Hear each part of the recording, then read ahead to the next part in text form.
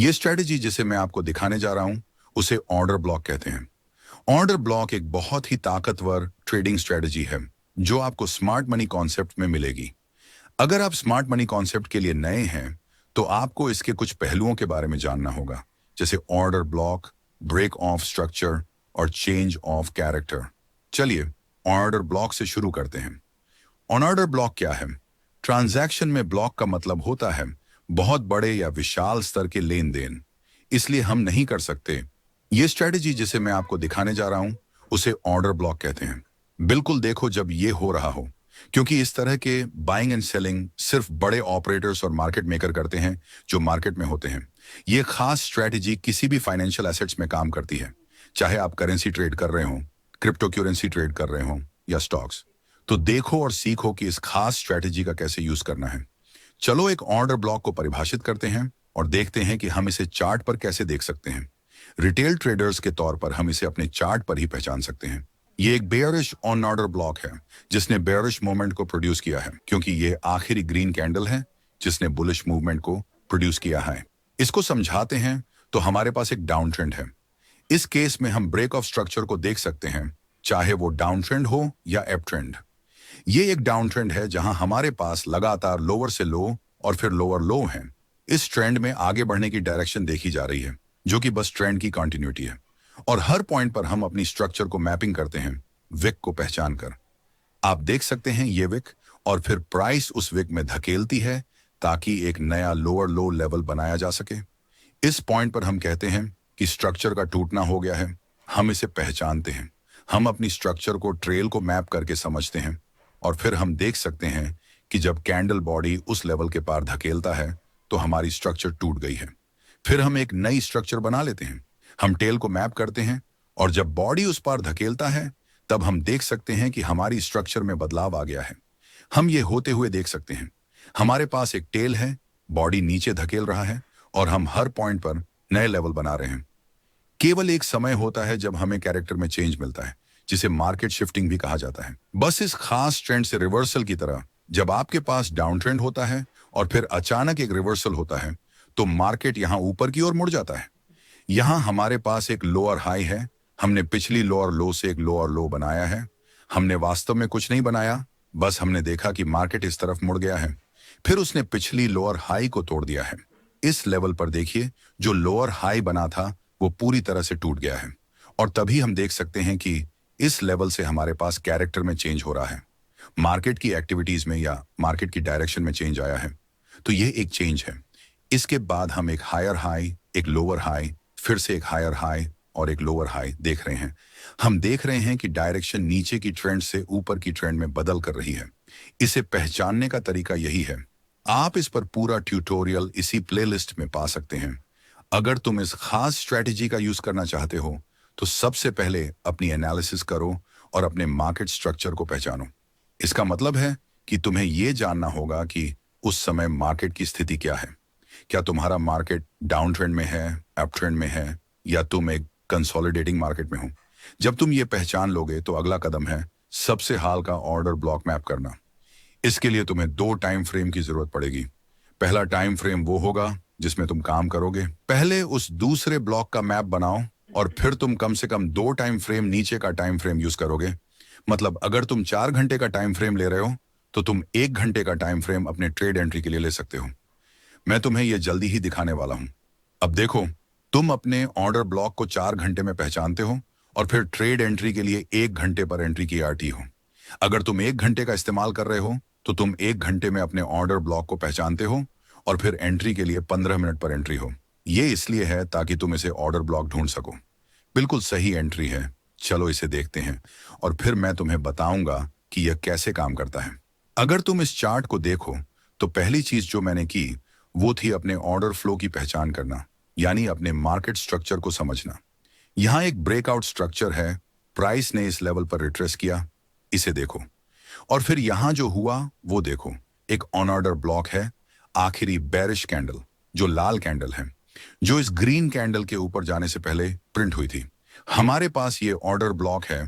तुम अपने order block को मैप आउट कर सकते हो, सब कुछ मैप करके, विक से लेकर बॉडी तक ऐसे ही आप अपना ऑर्डर ब्लॉक तैयार करते हैं जब आप देखते हैं कि मार्केट इस तरफ बढ़ रहा है।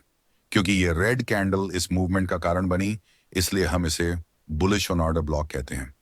ये स्ट्रैटेजी तब काम करती है जब हम ऐसा होते हुए देखते हैं और फिर हम होप करते हैं कि प्राइस वापस आएगी और इस ऑन ऑर्डर ब्लॉक को छुएगी, इससे पहले कि हम अपने ट्रेड को एक्टिव कर सकें। ट्रेड को एक्टिव करने के लिए हम इस स्ट्रैटेजी का यूज करते हैं, इसे ऑन ऑर्डर ब्लॉक कहा जाता है।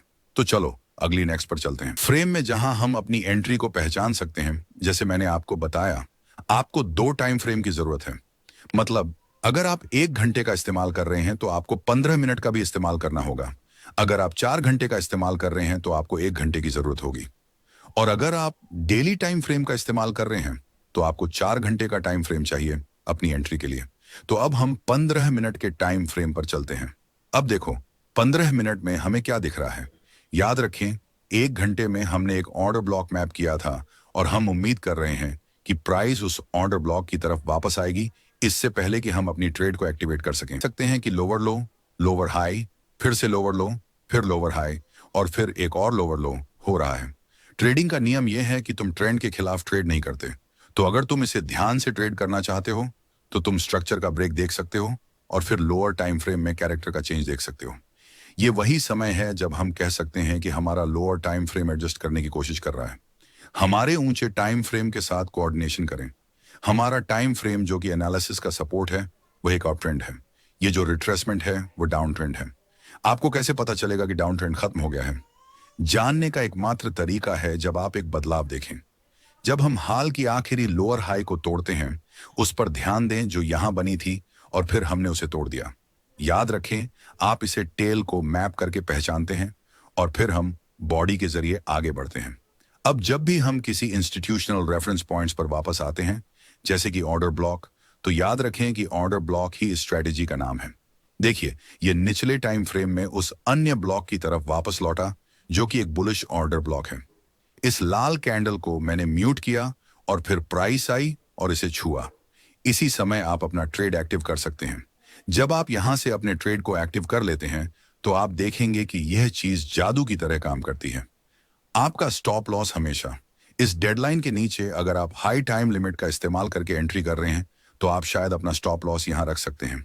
मेरे लिए यह काफी रिस्की लग रहा है, इसलिए अपने रिस्क को कम करने के लिए मैं लोअर टाइम फ्रेम पर जाता हूं और वहां के दूसरे ब्लॉक का इस्तेमाल करता हूं ताकि अपना स्टॉप लॉस इस रेड कैंडल के ठीक नीचे रख सकूं। आप इस लाल मोमबत्ती को देख सकते हैं, इसके ठीक नीचे।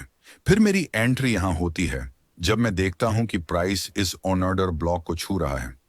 आप ऑन ऑर्डर ब्लॉक का आधा हिस्सा मेन थ्रेशोल्ड के रूप में यूज कर सकते हैं। बहुत बड़ा ऑन ऑर्डर ब्लॉक है जैसे ये, और अगर आपके पास बहुत छोटा ऑन ऑर्डर ब्लॉक है तो आप इसका बस थोड़ा सा पार्ट ही यूज कर सकते हैं। इस सरल जानकारी के साथ आप मार्केट में कई प्रॉफिटेबल ट्रेड्स कर सकते हैं। चलो एक और उदाहरण देखते हैं।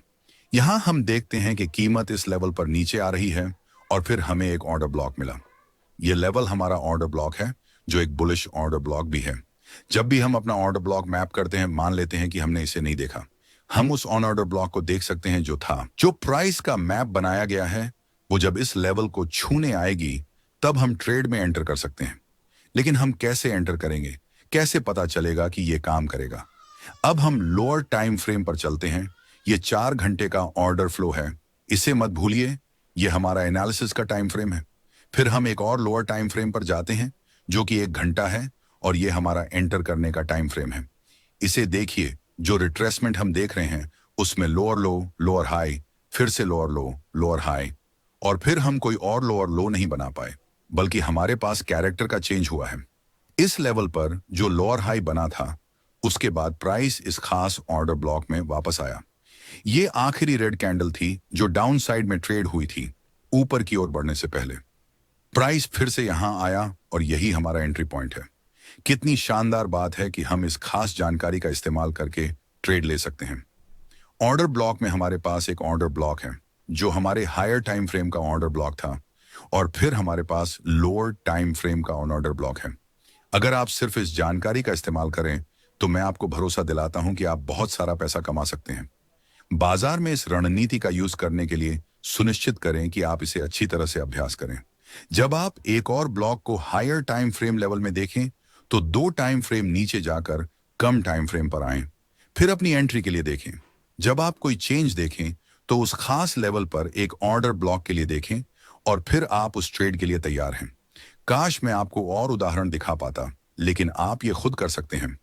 अपने चार्ट पर जाएं और देखें कि इस खास स्ट्रैटेजी का कैसे यूज करना है।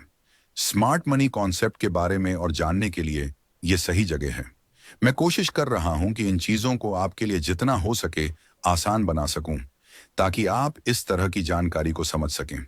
इस वीडियो को लाइक जरूर करें और अगर आपको ये वीडियो पसंद आए तो सब्सक्राइब करना ना भूलें। अगले वीडियो में मिलते हैं। जय हिंद।